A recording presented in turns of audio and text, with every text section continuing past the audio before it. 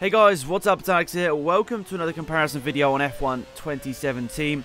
Today we're going to be comparing three of the quickest cars in game and comparing them around one lap of Baku and some of the vital areas on the track and see which one is quickest. So we're starting off here with the Red Bull RB6, which won the 2010 championship. We're comparing that to the 2004 Ferrari, which of course dominated so many races that season, and we're also comparing it to the 2017 Mercedes. Now of course it's going to be a championship battle between Mercedes and Ferrari this season, but I thought around Baku I definitely thought Mercedes were the better car around here, so that's why I chose them, not Ferrari, for this track. Now, if you want me to do any more comparisons, please leave it in the comment section down below. Really interested to see if you guys want to see any more comparisons on certain parts of the game, certain cars you'd like to see going head to head.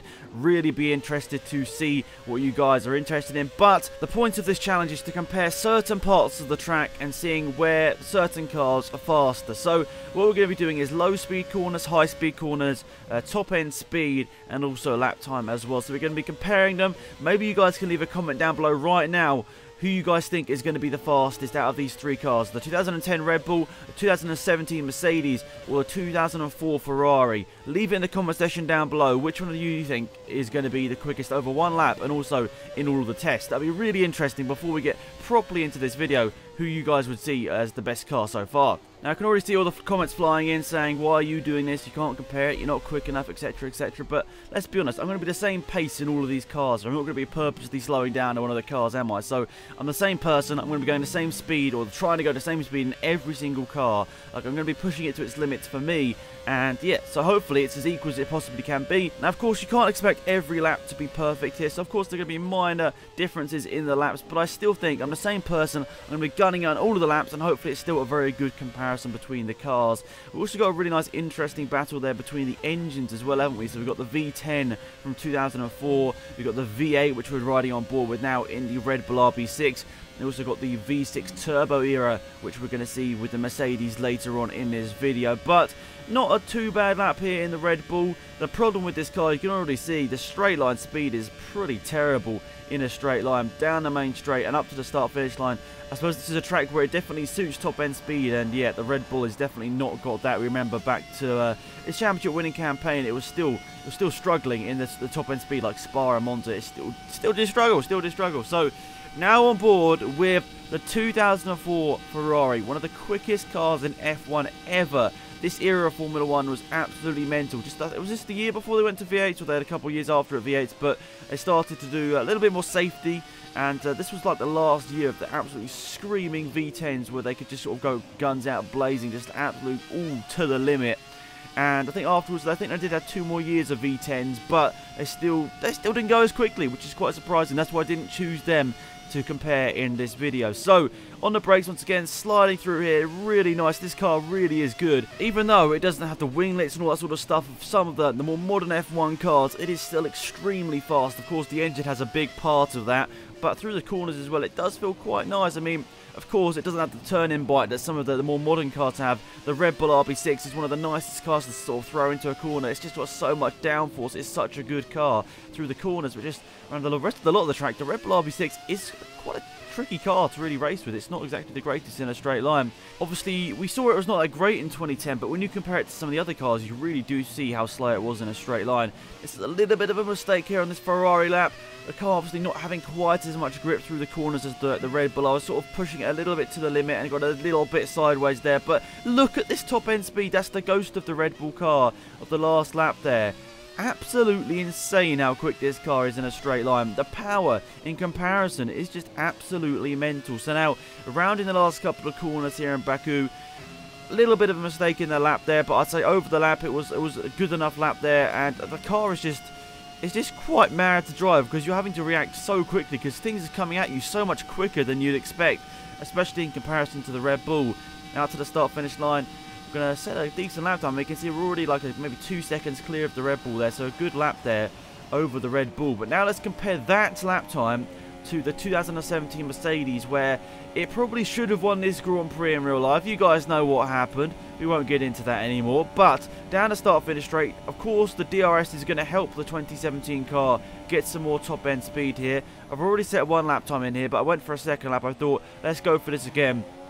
And actually, this second lap time actually ended up being better, so I thought might as well keep this one in. So through the first sector, I was actually slower than my previous Ghost there. You can see a slight tag with the wall, and with the DRS open here, we are slightly losing time here to my personal best Ghost. But we start to gain as soon as we get through this corner here. You can see I made a slight mistake on my last lap here, going a bit too deep and just swinging through that corner quite good there. So good stuff. Bit of a lucky up of the brakes, and that Ghost there, I think, I could be wrong, I think it's the fastest Ghost in the world. Of course, I've got this a little bit before launch, so that's probably the reason why I'm that close to actually being fastest round Baku. But nonetheless, we are really quite close here to the Ferrari, and we're already ahead of our Ghost from last time out. I'm really interested to see how this compares to the Ferrari 2004, because you'd expect in a straight line, without DRS, surely the 2004 Ferrari would be quicker, but thanks to DRS, we might be there, we might be quicker than the Ferrari. Then it's just through the corners, you'd expect this car to be quicker. It is quite hard to sort of compare through the corners, and maybe I should do this around another track as well. Would you guys like to see that? Do the 2017 versus old classic cars around another track? Leave it down in the comment section. I'd really be interested to know which cars you'd like to see me compare. Nonetheless, round the last proper corner here in Baku. Over the curb a little bit. Unfortunately, we're going to lose out to the Ghost here. He had a bit of a better last sector than me here, but I think over the lap, it was a pretty nice lap time from me. I mean, I'm not the greatest driver in the world. You guys know that already. I'm just here for a bit of fun and enjoyment on the game. Up to the start-finish line. Going to get the DRS wide open once again to get a bit of extra boost over the other cars as we head up to the start-finish line to complete this lap. And there we go. A nice lap time from me there. I was going to go for another lap here, but I messed it up at turn 1 there. And then I go into turn 2, I'm like, full guns blazing, I'm going to make this up, I'm sure, and just lock up once again. So yeah, you can see I was pushing, and of course little mistakes are going to creep in. But anyway, let's go over to the comparisons here. So the top speed test here. So we're not going to go top speed, we're going to go speed at start-finish line. I thought that's the most fair. So 186 there for the Red Bull. We expected it not to be that quick in a straight line there, but not that great. And then we compare that to the 2017 Mercedes. That did over 200 miles an hour, 207 miles an hour there for the Mercedes, which is quite incredible to be perfectly honest. If you guys saw my top speed test, that was done with the AI sort of starting off the run, so I think you could actually make up more top speed if you obviously do the run yourself. But to make that comparison fair, I'd let the AI do the start. And then 208 miles an hour for the Ferrari. I think we expected it to be fastest, but even without I should say DRS, it beats the 2017 Mercedes, which is just quite incredible how quick this car was in a straight line. That's just noting it down right there. And of course, now we look at the low speed corners here. The Red Bull did 58 miles an hour. Now, I do think it was a very tough sort of track to actually do this comparison. Now I look at it once again, so I think I should do this comparison once again. But it was just a good start. 58 miles an hour for the Red Bull. And a similar sort of one for the Mercedes was 59. Of course, I was taking different lines into the corners, which is a thing. Obviously, different cars have different characteristics. Of course, you generally do take the same sort of line. But I realised there are sort of differences in the lines I was taking through these corners. So maybe I think this test probably out of all of them wasn't the best one. So I thought I should put it in there nonetheless, because once again, the Ferrari wins that one at 64 miles an hour. But in logic, you definitely think that the Red Bull and the Mercedes would be quicker. So I think that one was definitely about just the lines I took through the corner. If I did more practice, if I nailed the lap times, I could probably get a bit of a better conclusion from that one. This is probably a better one here. This is the second kink in Baku, and it's sort of high-speed apex here, and 173 for the Red Bull.